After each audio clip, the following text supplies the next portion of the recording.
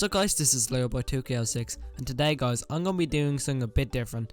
Now a few months ago I did a video on predicting Super Mario Galaxy 3 and ever since then I've had the idea to predict other stuff, and one of those things is new Super Mario Bros. 3.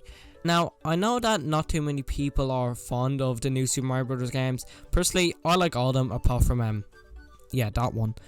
So today let's just talk about the world teams and just stuff like that. I've wanted this game ever since 2013, but yeah, that wish never came true. But yeah, let's just get started with the video. I made this photo showing where all the worlds will be because I think it would be more simple to follow along this way compared to just listening to me explaining these things. So without further ado, let's start with World 1. Instead of having a grass world for World 1, I thought it'd be cool to do a forest/swamp theme for it instead. I know it's not super original, but it's definitely more interesting than having another grass theme again. Now for the first half of the world, I thought it'd be good if they had Piantas from Mario Sunshine here in a different environment than usual. This half of the world will be called Pianta Woods, and it'll have tree houses that the Piantas live in, common to the Mario Forest theme stages that you'd find in past games. I also think that the Piantas could tell you how to perform new abilities, just like you eventually received the spin power in Mario Galaxy 1 and 2. On the other side of the world though, it's a swamp. This will be called Contaminated Creek, and it'll be sort of the place where you start to get some challenge. It wouldn't be anything crazy, but it will definitely test out the player's skill and if they learned anything from the other side of the world. I think this World 1 idea is a neat concept, because it can teach new players how to play, as well as teaching old players new things to pull off, but I'll explain that another time. That's all from World 1 though. Let's move on to the next world. Remember new Super Mario Bros. U Deluxe where the desert world was called Layer Cake Desert, but in reality it had nothing to do with cakes? Well, I'm gonna fix that by getting rid of the desert bar and replacing it with just cake and sweets. This world will be called Sugar Snack Field, and it'll sort of be like the 2D Sweet Galaxy, but it'll also have elements from other galaxies like Sweet Mystery and some levels from Mario 3D Land and Mario 3D World. I also can't forget about Choco Island from Mario World, which was a really cool idea for a world name back then in my opinion, but getting back onto the world. Some levels will have hot chocolate as a replacement to lava, and other levels will have slippery ice blocks melting throughout the level. I would love to see something like this in a 2D Mario game, because I loved it in the Galaxy games, so I think it deserves a full world. The beach world in past new Super Mario Bros. Games have never been perfect in my opinion, because some weren't really balanced when it comes to having equal amounts of water and beach levels, so I came up with something here, and that's Sunset Valley and Aquatic Reef. Sunset Valley will heavily be inspired by the Seaside Kingdom from Mario Odyssey, but the world will have a few more mountains and a much bigger selection of beach levels. Once you finish the last beach level, you'll go into the sea and explore the vast Aquatic Reef. These levels will be like the water levels from Mario 3D Land and Mario 3D World, but in 2D. I also think bringing back the level where the massive eel chases you from New Super Mario Bros. Will be a great throwback. I don't want this world to be hideous and something that the player would want to avoid, but more so stay and see the amazing visuals of the ocean. At the end of World 3 you'll go through the sewer pipe on the shore and you'll end up in the haunted pipeline. This will be a lot like the sewer world from newer Super Mario Bros. Wii, but it's above the ground and with haunted enemies. I think having the pipes here will make the player less put off by the haunted theme, just because past ghost levels in Mario games aren't that fun overall.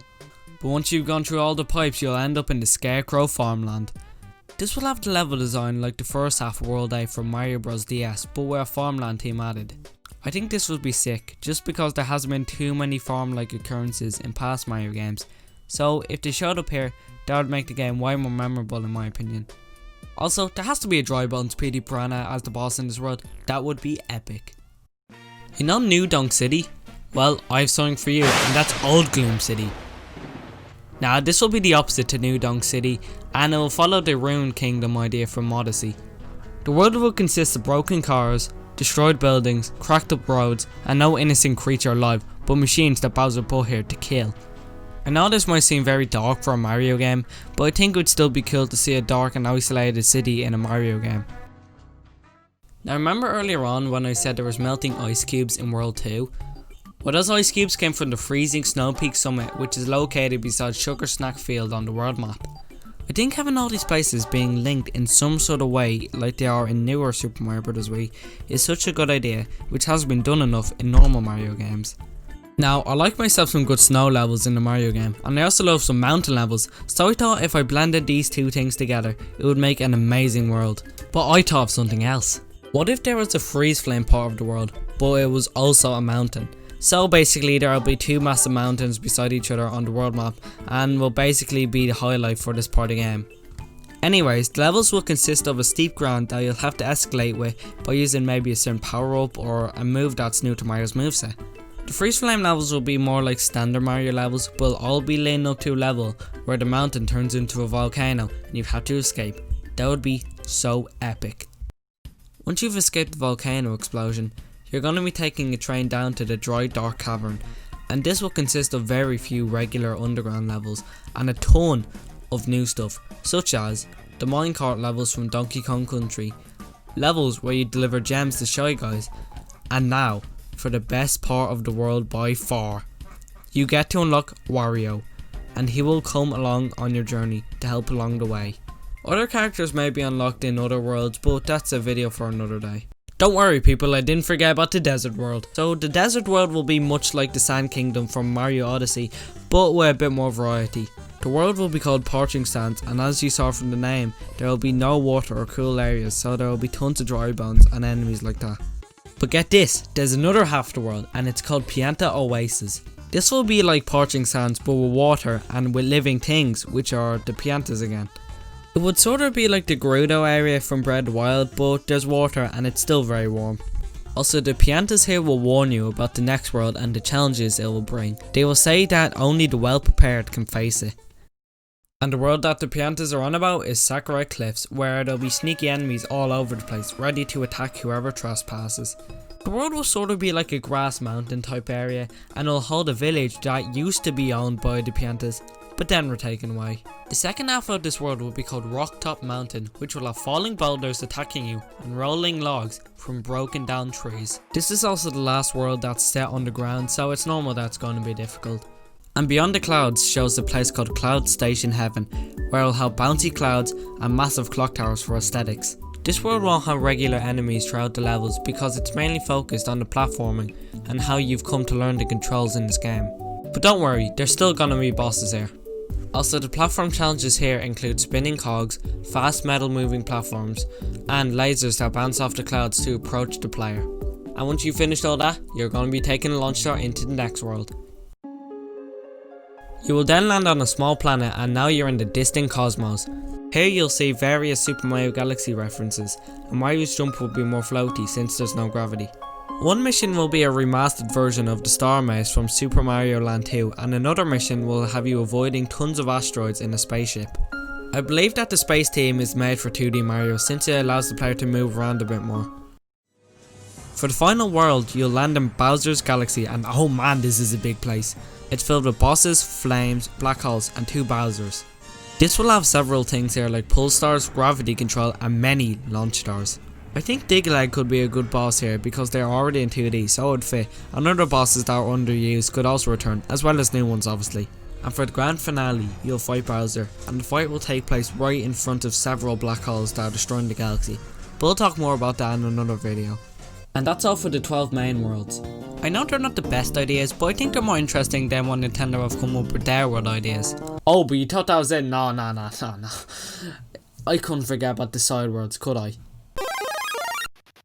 For World A, it'll be a supermassive city, and yes, I know there's already a city-like world in this game, but they don't have much in common because that city is destroyed and dark, but this city is normal, but with one big difference. Everything is massive. Well, except for Mario and his friends. There won't be nearly as many levels here as there are in the main worlds, but I think it's still nice that it's here. But anyways, let's move on to the next world. Now here's an idea that is far too good to pass up on. It's a world called Seasonal Fusion, and basically it's a world where each level will have a different season in them. There will be 5 stages here, and for the 5th stage, all of the seasons will be blended together to make one big level. This level will consist of an autumn ground, snow falling, the sun shining, and with flowers blooming. It's just an idea though. Here will be the biggest side world, and it's called Isle Birabuto, and yes, it is what you think. It's gonna be a mix of Isle Delfino and the Birabuto kingdom in one big world. There will be about 9 stages here, so that's around the same amount of stages in the world from past 2D Mario games. Here you will see classic Mario Land levels remade and with a Mario Sunshine theme added. I think these will blend quite well together simply because the original Mario Land levels were sand themed, and what's the theme of Mario Sunshine? Yeah, that's right. I think the idea of a mini Mega World is a really cool idea, so that's why I think it should be here. I'm calling this world Micro Megaland, and yes, it is exactly what you think it is. Yeah, that's all I have to say for this world. I like the idea of a cave world in this game, but I wanted there to be something else. So I came up with the Crystal Dungeon. This will consist of ancient dungeons that have crystals inside of them. Pretty self-explanatory. And finally, we have the Abstract Vortex. This will have levels like that one new Super Mario Bros. U level that everyone loves, but there will be more going on. And the Vortex part means that there will be portals that will be used as part for the level design. I think this is probably the most interesting world in the game if I had to be honest. So now, let's talk about the last 2 worlds, and they're the special worlds. For the normal special world, I've come up with the name Everlasting Afterworld, and it'll have the most challenging levels in the entire game. It's gonna follow the same idea as World 9 in New Super Mario Bros. Wii, where you need to get all the star coins in the world that the level is linked to. So for example, if you get all the star coins in World 1, level 1 gets unlocked. Also, these levels are gonna be so difficult compared to normal New Super Mario Bros. Levels. Like, this is gonna be kind of Lost levels mixed with a Kaizo mod mixed together.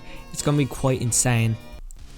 And for the true final world, it's gonna be called Dinosaur Kingdom, and it's gonna be a mix of Dinosaur Land and the Mushroom Kingdom. It's basically showing retro levels from past Mario games, and I think it'd be the perfect way to end the game. And also, it'd be a perfect way to end this video. So that's all from my predictions today. I believe I'm the first person on YouTube who's predicted anything about New Super Mario Bros. 3. And yes, I know people have talked about ideas for a new 2D Mario game, but not New Super Mario Bros. 3 specifically.